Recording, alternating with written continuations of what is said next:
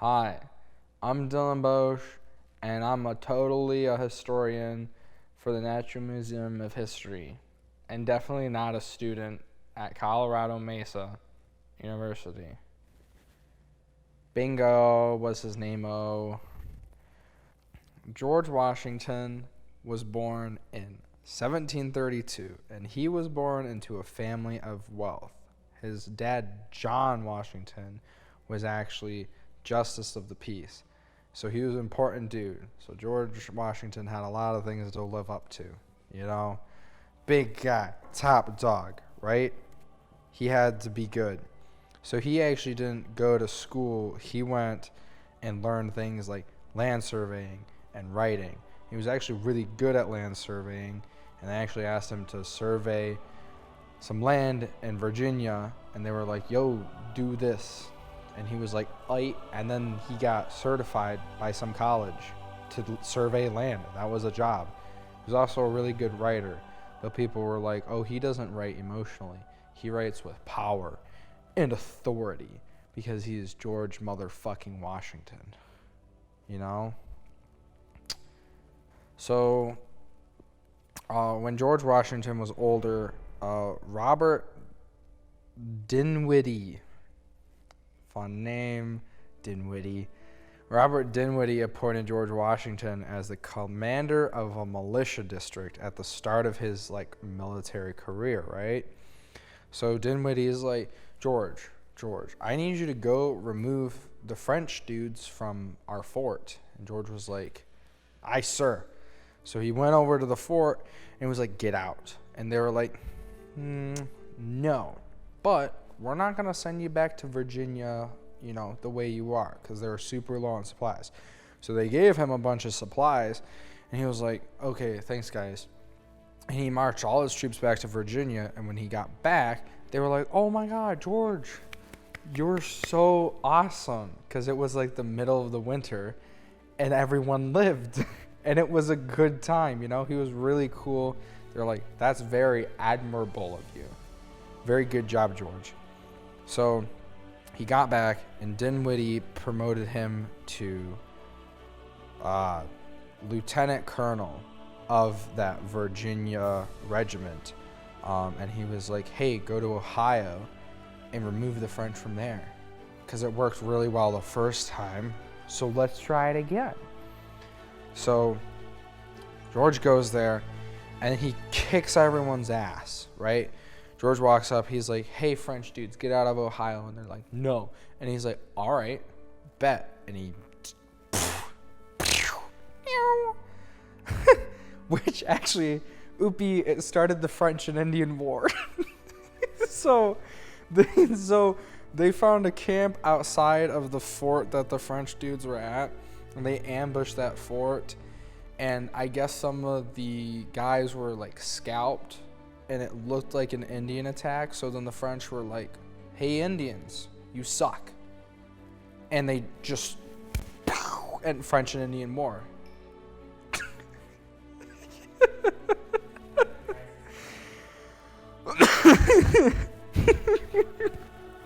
So after the French and Indian War started, right? And then that led to the 7-Year War. So George Washington made a little oopsie. But he got back, and they were like, dude, you're awesome. And they promoted him to the commander of the regiment. Because the former commander died, and they were just like, George, you're so awesome. You should be commander. And he was like, yeah, I'll do it. That sounds Gucci gang. So French forces eventually retaliated on George Washington and attacked him, right? And George was like, I surrender. I know when I'm a loser. And they were like, all right, cool, you're done. And they were like, you could be captain of our military thing, And he was like, no, I only fight for Virginia. And they were like, all right, fine, whatever.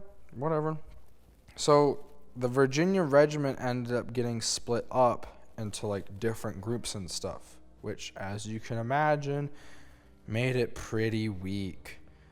You know how that goes. George Washington's hanging out, right?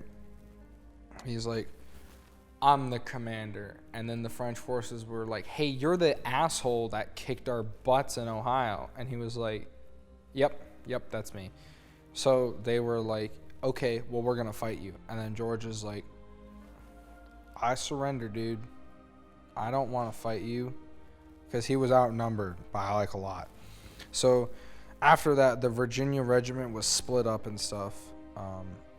But the French forces that did attack him were like, hey, you're a pretty cool guy. Would you want to be captain of our force? And he was like, no, I only fight for Virginia. They're like, okay, whatever. It's fine. So Washington went back to Virginia, right? And he ended up serving aid to Edward Braddock. And Edward Braddock was the new guy in charge of what was left of the Virginia regiment. So Washington's helping this dude out, and, you know, he's like, hey, kill that guy, hey, kill this guy, you know, the good stuff, right? So Washington got dysentery as they were, like, marching, right? So Washington stayed behind, and they kept marching. Washington then catches up to Braddock and, like, the Virginia regiment, or what's left of it, and there was a fight going on, and Washington's like, oh, God, not again. So Braddock is, like, mortally wounded, right? He's dying. He's like, oh, George, I know you have dysentery. I know you're dying, but I'm dying more than you, so you need to fight. So George is like, all right, troops, we're going to retreat. Pew, pew, right? So George is super, super sick, and he's got to get this entire regiment that he just met up with back to safety. So he hops on a horse, right? And he's going, do, do, do, do, do, and then they shoot the horse, bang, and he falls. And then he finds another horse, gets back on the horse, do, do, do, do, do, bang. They shoot another horse. So George is like, are you kidding me? And he gets on a third horse. He's fine. He gets the Virginia regiment back to Virginia. They're A-okay, except for like all the bullet holes in, you know, his uniform, because he narrowly escaped death. George got like the rest of the Virginia regiment back to Virginia, and they actually reformed. They got all back together, and they were like, yay! And then Dinwiddie, that guy, remember him? He was like, George, you should be colonel of the Virginia regiment again. And George was like, yeah, okay, sounds good. So he's colonel again, right? And like immediately, all like his superior officers and stuff were like, yo, this is what we're gonna do. And George was like, no, absolutely not. They're like, dude, we're your superior officer. And he was like, you're wrong, dude. You're dumb. And he was like, okay. So he was relieved of his position, because, you know, he's got a big mouth. So later he was appointed by one of those superior officers to be the general of one of 3 brigades that's assaulted a French fort, which is kind of like a slap in the face. You know, he's colonel, and he was like, you guys suck. And they're like, no, we don't. And he was like, yeah, you do. And they're like, okay, well, you're demoted. And he was like, oh. And they're like, well, you can be a general of like 1 out of 3 brigades we have attacking a French fort. And he was like, fine. So he did that.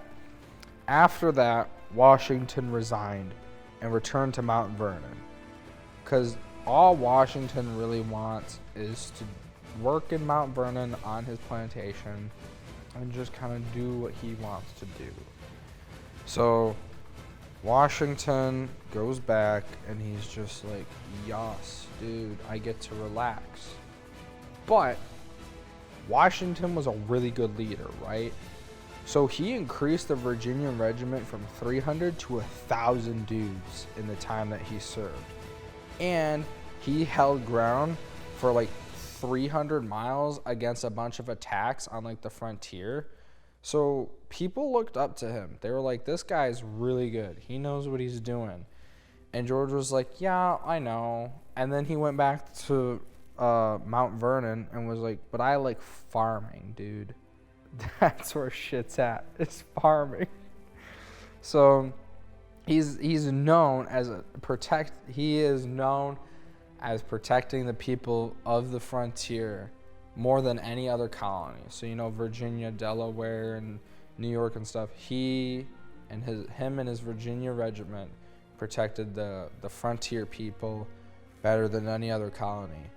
Because he's awesome. Because he's George motherfucking Washington. So George thinks he's done with his military career, right?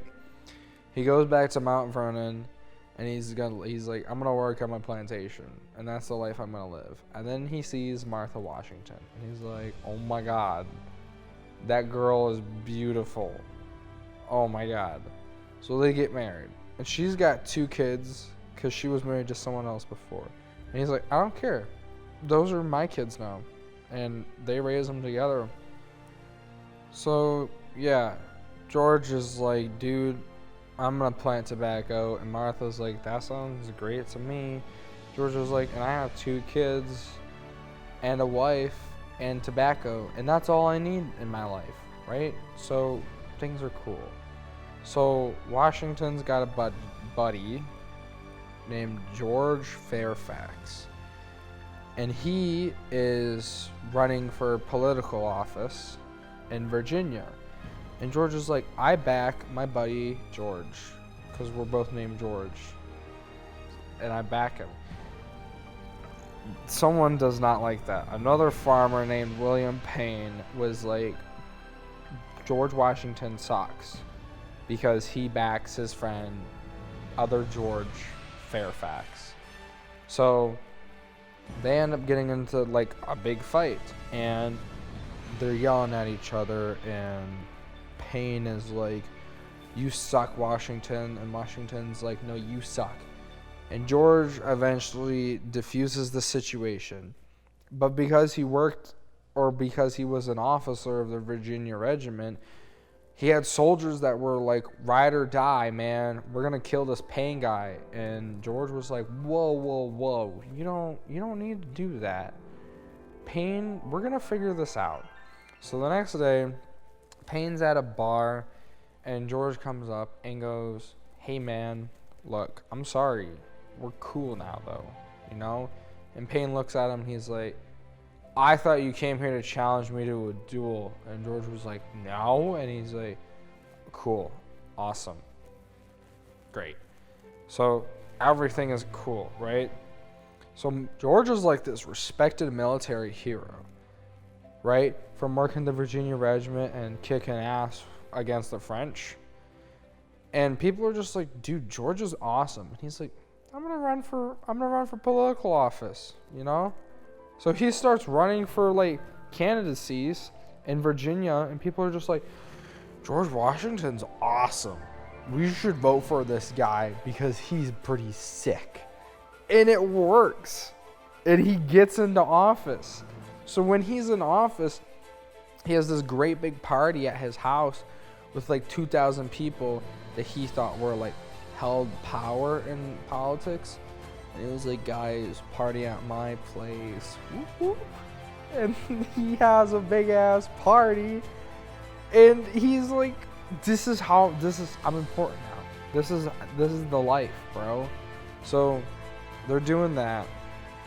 And like, he starts kind of getting pissy with Britain, you know? Like around this time, he's like, dude, Britain sucks. So he establishes an embargo on British goods.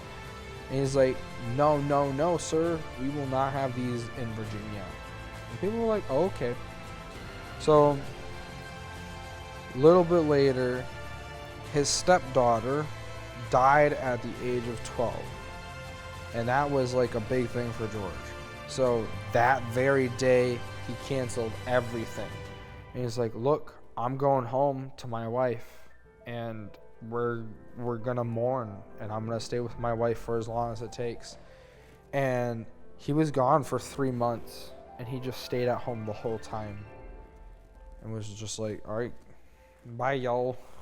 You know, dead people in the family makes me sad. Washington was like one of the first people to like instigate fighting against the British. Not the first, but he was one of the first. And he kind of started that whole trend, like, you know, fuck Britain. They suck. And everyone was just like, yeah, you're right. And everyone else just kind of joined in Washington. They were like, pow, pow, pow. Die, Britain. So, Washington believed the Stamp Act was an act of oppression against the colonists. And then Parliament was like, anything we say supersedes anything that the colonists say. Any law that the colony makes sucks compared to our rules. And Washington was like, bro, no. So he goes out into the streets and he gets a gang of people and he's just like, we're protesting. And everyone was just like, yeah, okay, that works for me. We're going to protest now. So Washington starts protest against literally anything the British say. When Parliament's like, yo, we're gonna start this act. Washington was like, no, you're not. Nay. And then he just beat them up. So he really pushed for people to revolt against Britain. And he was one of the core people that kind of led the colonists to be like, yo, Britain sucks, dude. And everyone was just like, yeah, you know what, you're right. So they all fought, they all punched the shit out of the British soldiers, and Parliament was like, So Parliament ended up punishing the colonists for the Boston Tea Party by making the Coercive Act. And Washington was like, that's an invasion of our rights and privileges. And Parliament was like, what are you going to do about it? So Washington was like, I'll tell you what I'm going to do about it. I'm going to start the Revolutionary War. And they were like, what? So Washington was appointed by Virginia as one of the delegates for the first Continental Congress, right? So he goes to the Continental Congress, and he's like, what's all, dudes? And they're like, what's all, Washington? And everyone just likes Washington. You know, he shows up, and things are cool. He also starts training the militias in Virginia, because he used to be a British officer, you know, fighting for the British forces. So he's just like, yo, you know, Britain sucks. We hate them. But I'm going to train you guys how they train me so we can kick their ass. Everyone's like, George, you're the best. And he was like, I know. So the Revolutionary War begins in 1775, right? And the colonists were actually split between the patriots, who were like, freedom, fuck Britain. And then the loyalists, who were like, oh, we want the king to rule because King George is so cool. So Washington left Vermont against what he wanted to do, which was plant some tobacco and hang out with his wife Martha. He was like, all right, we're gonna join the Continental Congress in Philadelphia, and we're gonna kick Britain's ass. So he thought he was done, but they pulled him back in. So George Washington's hanging out at the Continental Congress, right? He's like, what's all, dudes? And they're like, hey, George. And he's like, what's up? And Continental Congress was all like, you should be the commander-in-chief. And he's like, commander-in-chief of what? And they're like, the Continental Army we just made. And he's like, okay. And Sam Adams and John Adams were like, dude, Washington, home dog, you're the man. You're going to do great. And he was just like, I don't know. And then unanimously was voted by the entire Continental Congress to be commander-in-chief of the new Continental Army. So During this entire time of the Revolutionary War, he is the top dog, commander in chief, right? So he's fighting every battle. He's in charge of everything. And there's all this shit going on where he's like, yo, we need more supplies for the troops. And the Continental Congress is like, oopsie, we don't have anything for you. And George is like, well, people are dying because we can't feed them. And they're like, go eat the horses. So they ate their horses because they didn't have anything else to eat. So George is like fighting tooth and nail, bare bones. People don't have shit. And they're still fighting. They're still winning the battles, right? So eventually, Britain surrenders in Yorktown. And that was the last battle, the Battle of Yorktown. British forces surrender, and George is like, yes, we won. We are free from King George and his psychotic tyranny. He's a bad ruler. He sucks. Boo, down with the king. So, after that, the Treaty of Paris was signed. And Washington was like, I'm done being commander-in-chief. Let me please go back and be a tobacco farmer. Let me work on my plantation. Let me hang out with my sick wife. Just leave me alone. So he goes back to Mount Vernon, right?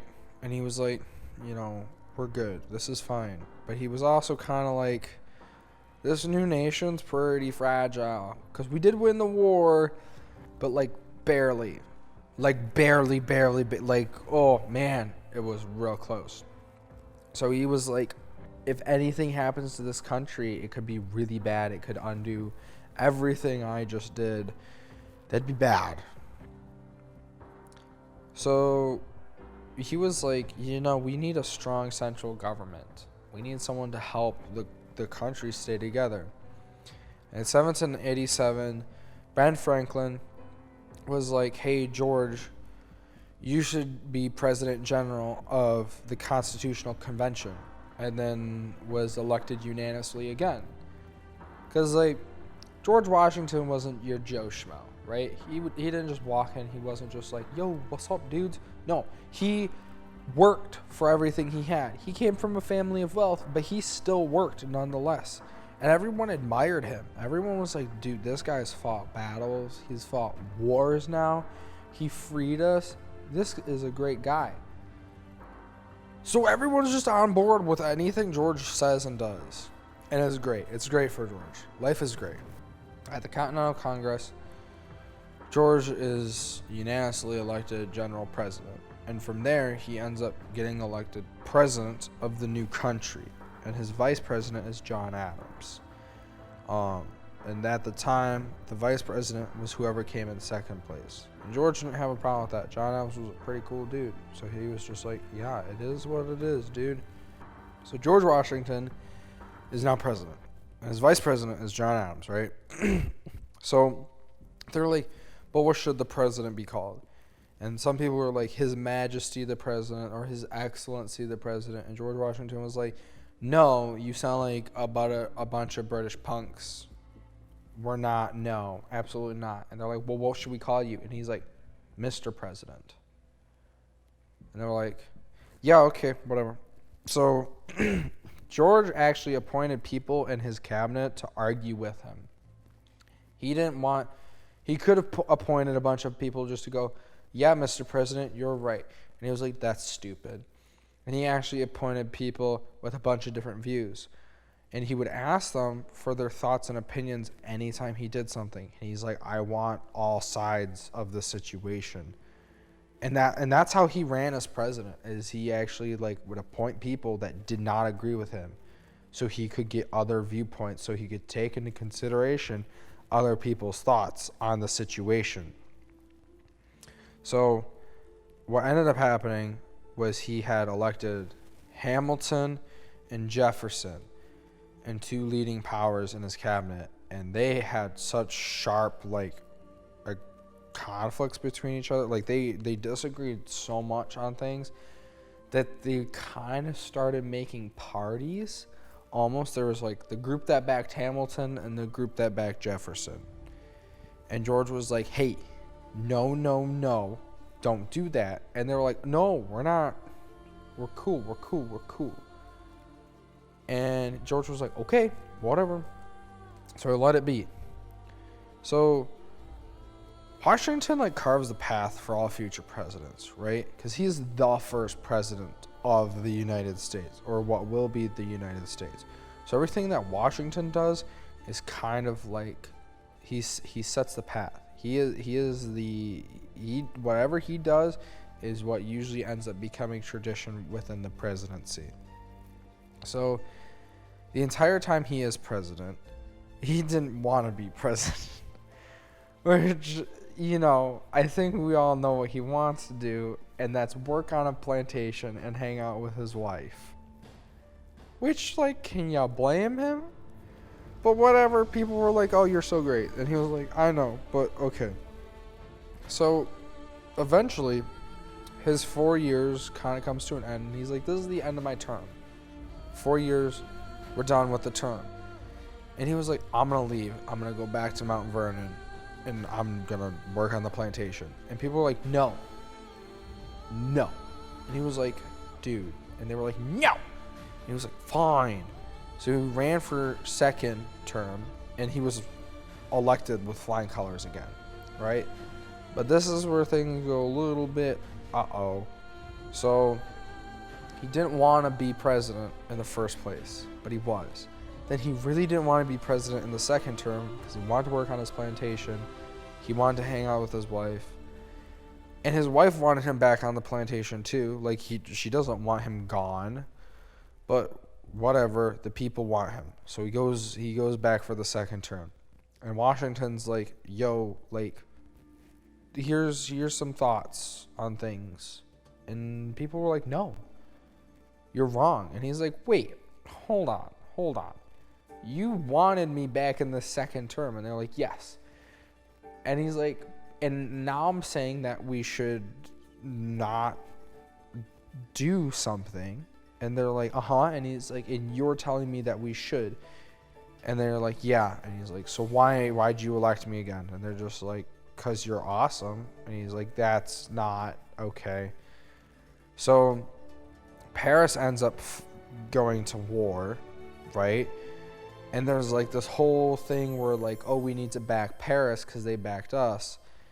And George was like, no, we shouldn't, because we're a new nation and we're really weak and we should not do that. So he ended up writing the Neutrality Proclamation, and he was like, we're staying out of European conflict. Any wars that Europe has, we're not touching with a 10-foot pole. That's their problem. That's not our problem. We're America. So during his second term, the entire second term, he was attacked and criticized, not only by the people, but by other politicians. They were like, dude, you suck. And he's just like, how, when, what changed? I was here for 4 years and you guys thought I was awesome. And I haven't even been here for 1 year and you guys hate me. And they're like, yeah, that sounds about right. So things aren't going great for George. After his second term, George was like, okay, I'm done. I'm leaving. For two reasons. One, because he really didn't want to be in this position in the first place.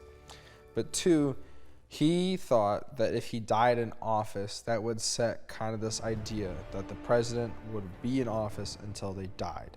And he did not want that idea going around, because that's just like a king. So George writes his farewell address.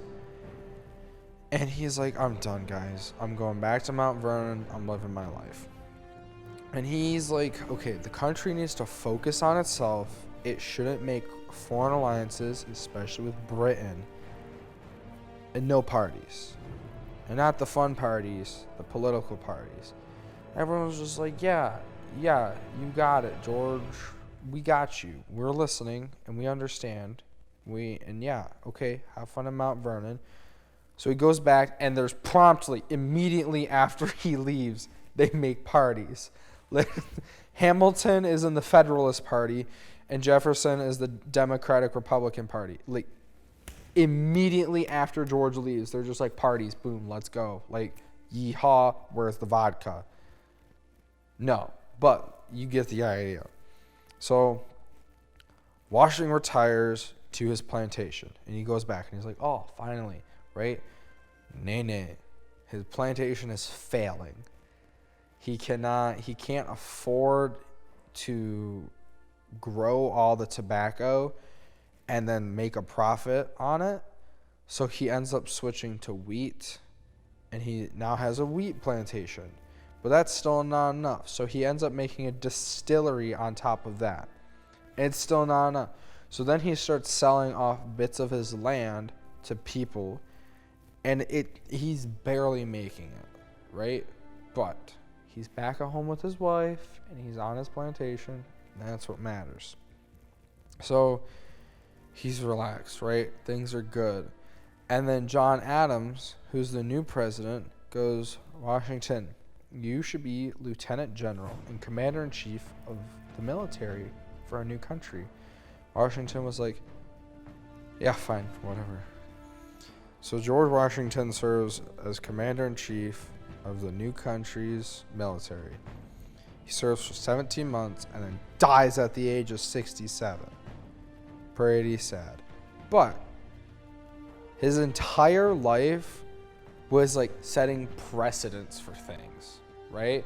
So he was originally a British officer, and then he fought a bunch of fucking wars, and they were just like, dude, you're good at this. And he was like, thanks. And then they were like, you should keep doing this. And he was like, no, I think I want to be a farmer. And they were like, no, no. And they just kept appointing him, right? If George Washington hadn't led the Revolutionary War, we would not have won. There's no way we would have won the Revolutionary War. It was his strategies, it was his undying will to preserve the colonists' freedom from Britain that led us to victory. Because we didn't win by a large margin, we barely won. And not only that, but even though he wanted to retire and did not want to be president, he still was president for not one, but 2 terms. And the entire time he's setting this precedent, there's no president, they couldn't even name the president right. They argued about the names of the president, and he was like, it's Mr. President.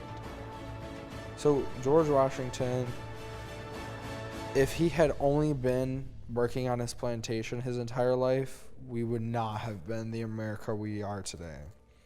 So George Washington not only set precedences as the president, but he was also a badass military commander. And he is the reason that we are America today. God bless George Washington.